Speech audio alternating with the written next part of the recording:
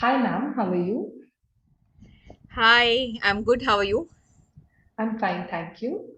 Welcome to Love Heals Cancer and ZenOnco.io. I am Arohi from ZenOnco, and this is our Cancer Healing Journey talk, where we invite speakers who have been through cancer, either as patients or as caregivers or as survivors.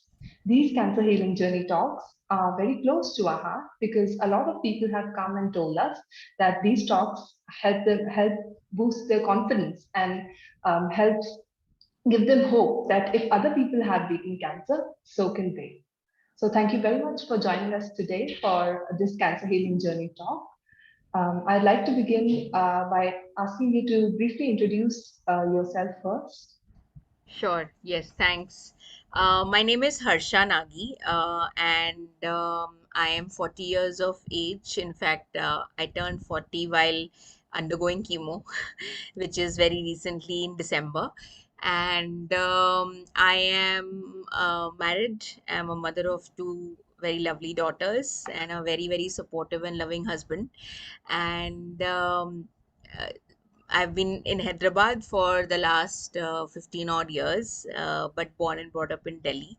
So, North Indian who settled in South India for the last so many years. And professionally, me and my husband, we jointly run training venture, a creative training company, and we both are very passionate about training interventions and leadership development interventions, and we have some very creative offerings in that space. Professionally, I'm also a fitness coach, and in fact I have a very interesting journey of my own transformation. I was quite overweight for the largest period of my time, and then I lost about 30 kgs of weight, and I got inspired to pursue fitness professionally as well. So I'm also a fitness coach, and I manage both these professions parallelly. um, yeah, and I love to bake. I love to stay fit and focus on healthy eating, and love to spend more and more time with my family, which has happened even more during the COVID times. So hopefully it continues. And about my cancer journey, I got diagnosed with stage 3 breast cancer in August of 2011 last year. And the symptoms were primarily related to, I had this odd feeling on in my right breast. It uh, it that area was very sensitive, and it started becoming slightly hard and slightly painful. So I noticed this somewhere in June end or July, which is about 1 month before the detection of my cancer. And I thought that I had not got my period, so maybe I was facing a little bit of more sensitive skin. So I kind of did not act on that symptom at that point immediately. And but my period subsided, and the pain was still there. There was this sensation in the right breast that if someone would touch, I would feel some pain, but there was no discharge, no swelling anywhere. It was a slight hardness and pain in the right side of my chest. And so then my husband said that we should be definitely consulting a gynae, and that's what we did. So we consulted a gynecologist, and we went through a series of procedures, including an ultrasound and an FNAC. And then they weren't able to really identify what was happening, because there was a lump, but they thought that it was mostly behaving like a benign lump, but it was irregular, and that's why the doctor said that we should be consulting an oncologist now. So that's what we did. We were referred to Medicover Cancer Institute, Dr. Srinivas, and we went there. And then I had a series of other investigations, including biopsy, which happened, and then my cancer got detected. So it was a within a very pretty short period, from 4th August, when I went for my first gynae appointment, to 16th August, where I went through surgery. It was a very fast paced process, because I was told that the method of treatment is that first they will surgically remove the lump and perform a conservation surgery, and then follow it up with chemo, radiotherapy, and immunotherapy. and I was given time to think and decide. We did some research and consulted a couple of other specialists in this area, and we decided that yes, we need to immediately go for surgery as soon as possible. So we did not delay it, and we prioritized it. And on 16th of August, I had my surgery, and it was a conservation surgery, and then I took about 3 to 4 weeks to recover from it. And of course, I know I'm going in the flow, and hopefully I'm answering many of your other Yeah. yeah. So I think that's what happened. And after surgery, I took 3 4 weeks to recover from it. I faced a lot of swelling, lymphedema, and I was given some a set of exercises for the right breast, because some lymph nodes were also removed from under the arm. So I had some pain and some swelling from the right side, the underarm to above. There is still, I still have some tightness in that area, but yes, there was pain and tightness in the area, and some swelling as well. So I was given some set of exercises which I needed to do, some physiotherapeutic exercises, which I did. In fact, since I'm a fitness coach and I come from that background, I was very, very focused on not missing the exercises. In fact, I was advised to do them 2 to 3 times a day, but I focused on doing them 5 to 6 times a day, because I was very scared of getting more swelling and pain. So to continue to reduce the swelling and improve the blood circulation in the body, I continue to do a lot of exercises. um, of course, I was not able to run, jump, and do a lot of other fitness exercises, but I was able to walk. I did a lot of walks during that time while recovering from the breast conservation surgery, and completed those exercises over the head movements and multiple other shoulder and chest movements, so that I faced minimum um, swelling. And I recovered in about 3 weeks, and then there was a gap of 2 weeks before my chemotherapy. I was advised 8 cycles of chemotherapy with two drugs, AC and Taxol, and so that started sometime in September. My chemotherapy sessions started sometime in September, and went through for 16 weeks, because I had 8 cycles, and each cycle was performed every 2 weeks. That was a tough period, because there were a lot of side effects to the treatment. Like, for the first 4 cycles, I was pretty much exhausted. There was a lot of fatigue. There was a lot of heartburn, feeling of nausea which happened continuously. Didn't feel like eating, but at the same time, used to feel very hungry, but there were very selective foods which I could eat. I had to moderate my diet to make it very less spicy and not oily at all.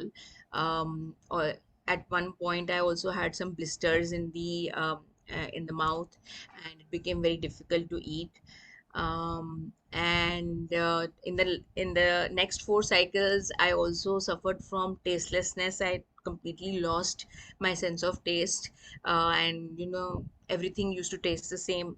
And at the same time, a lot of neuropathy in the hands and legs.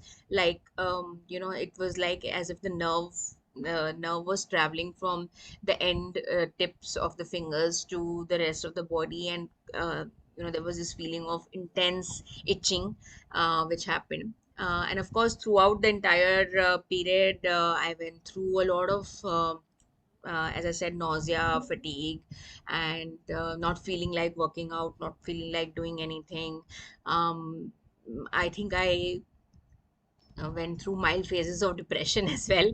There were emotions all over, up and down. So yes, that also happened.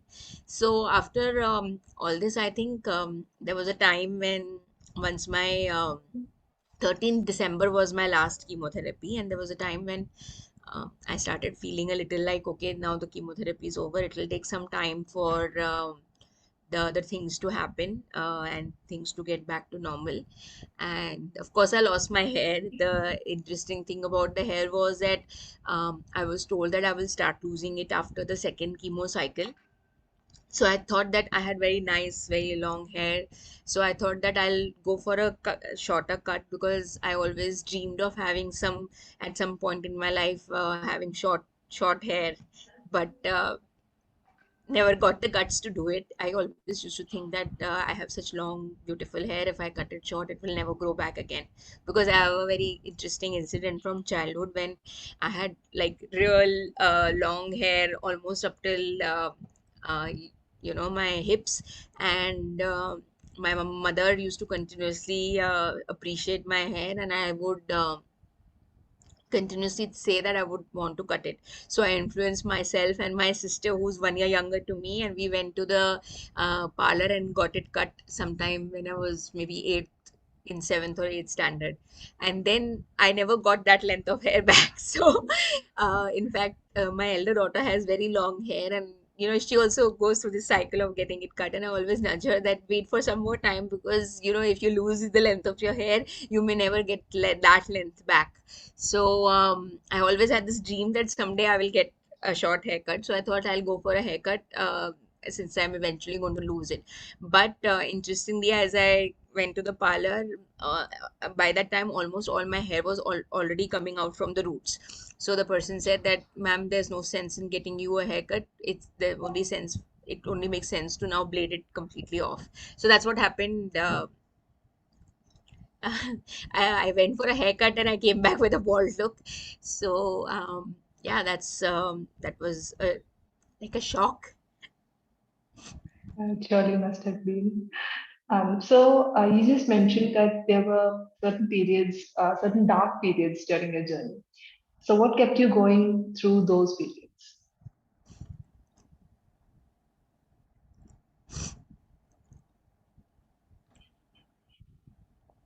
Your family, your daughters, right? Yeah, absolutely. Everyone in the family was so supportive. I had my parents, my in-laws, they were all there for me.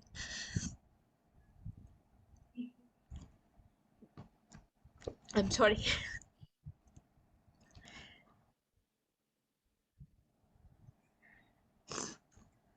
Just one second. So, ma'am, there surely must have been some dark periods in your life, in your journey through cancer. So, what kept you going through those times? So I think it's a lot of things. Of course, family plays a very important role. I've had the best of the people around me. My husband has been such a rock of support, and he's been through the journey throughout with me and helping me, supporting me. It's a shock for them also, and it's difficult for them also to understand, and kind of cope with this kind of a news. But he always supported me. He always listened. He was there.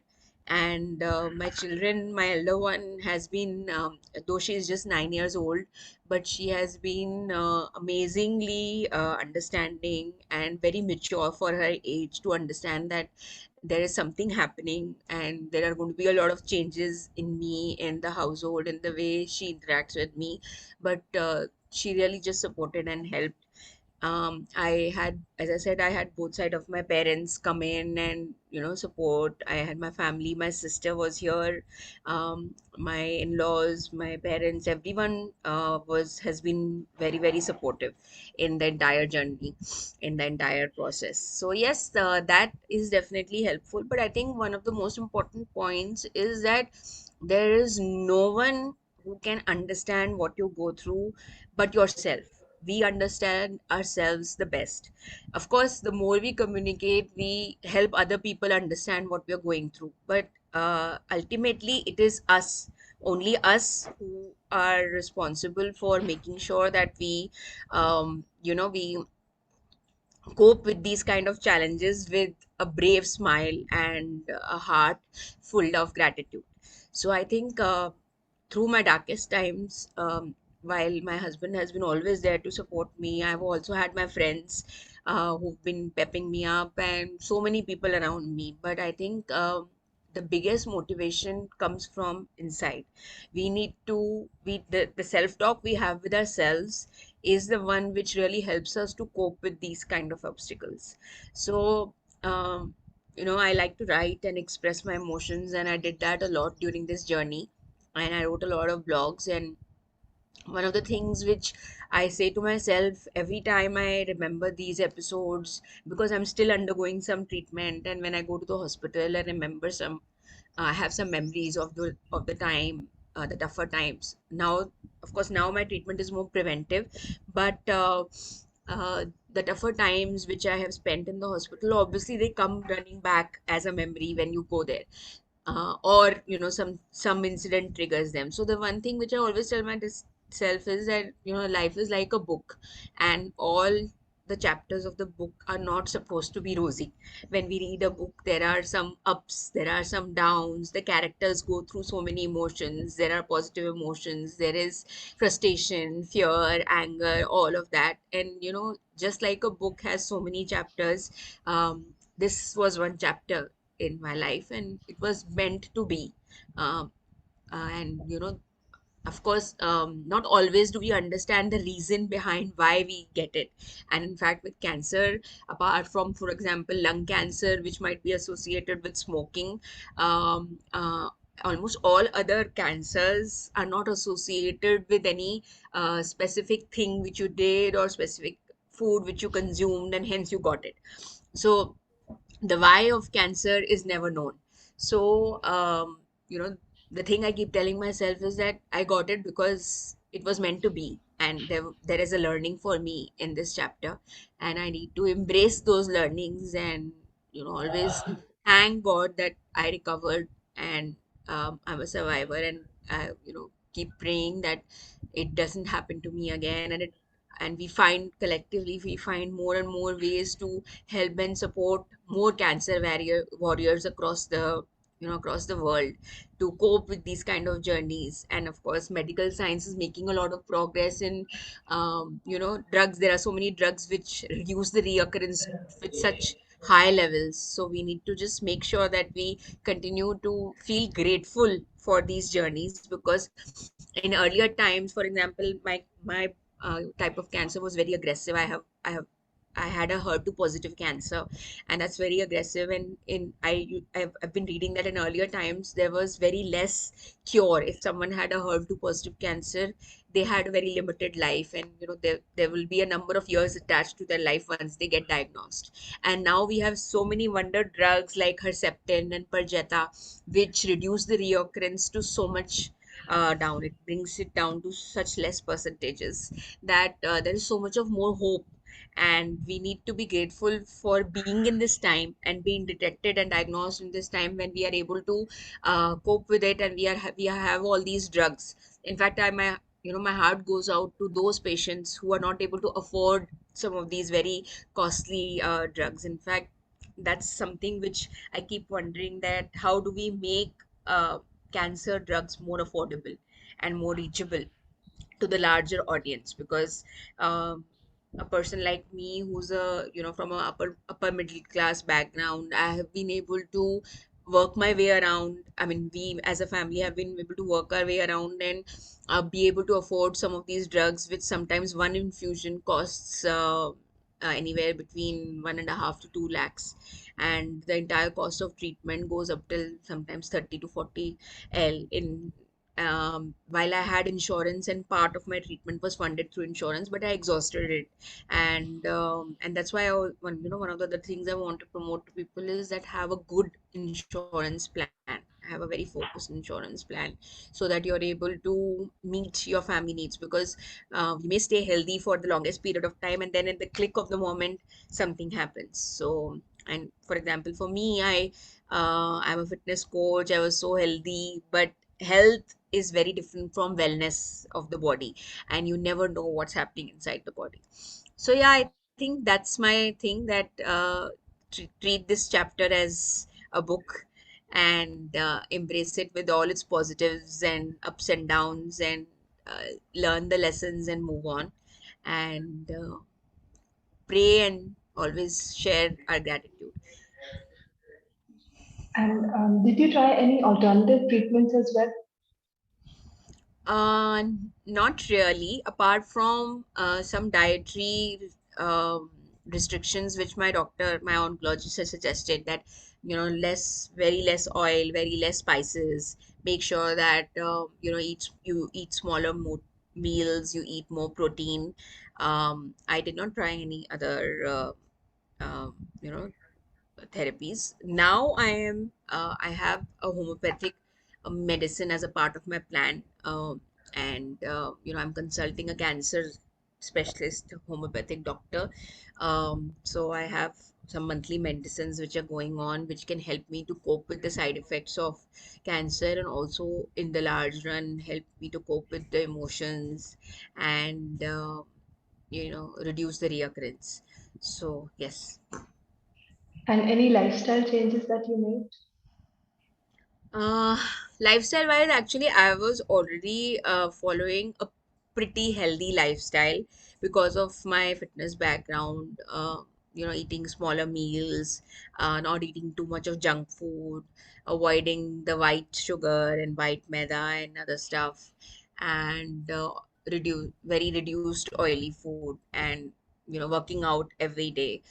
But what happened during this time was that I could not work out because of all the treatment and the toll it took on my body. So I obviously have gained a couple of kgs of weight, and now I'm trying to get back to my fitness regime, and I started doing strength training once again. I've been missing it like anything. I used to do a lot of strength training before getting diagnosed, and now I'm finally back to a routine of strength training. In fact, I was doing it on and off, and I was not feeling good about it. So now I'm actually very regular from the last 5 or 6 days, and fingers crossed I'll stay regular. Of course, it takes time to get back to your routine in case you have been working out, you have been exercising. For in my case, there are so many exercises I'm not able to do because I'm not able to stretch my arm completely up. I still feel tightness. So, and I have a restriction that I cannot lift more than 5 kgs of weight. I used to lift 7.5 kg dumbbells before, before my diagnosis. But now, even to get to 5 kg, I have to work.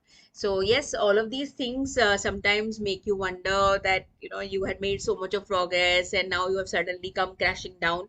And I also get these negative emotions. I'm kind of sometimes overwhelmed by them. But then I do a lot of self talk. I also talk to my husband, and he peps me up that you'll get there back. And I keep looking at positively visualizing that point when I can get back to my pre-diagnosis weight and fitness, because that's a very important thing in my life. And but at the same time, I understand that all of these things take time. The body takes a toll, the mind takes a toll, and so I purposefully try to slow down, and be more mindful of the time I spend with myself and my family, and do lesser things, but do them well, instead of hurrying and being fast paced. What would you say are your top three learnings from this journey? Okay, yeah. So the topmost learning is that health is wealth, and health and wellness needs to be really taken on priority. I would recommend all women out there to do their mammograms and their they should monthly feel themselves and do their own checkup, because breast cancer particularly does not show up till a very long time, and it's very important to do self checks. And it's also important to um you know if there is something different in the body. So we need to read the signals of our body very very strongly, and with a lot of priority. We need to focus on the signals our body gives to us, and whenever we see anything missing or anything like it's a disconnect which goes on for more than 2 weeks, we need to alert our partners, our family, and we need to visit a specialist. So yes, health is wealth. I think that's my prime most learning out of this.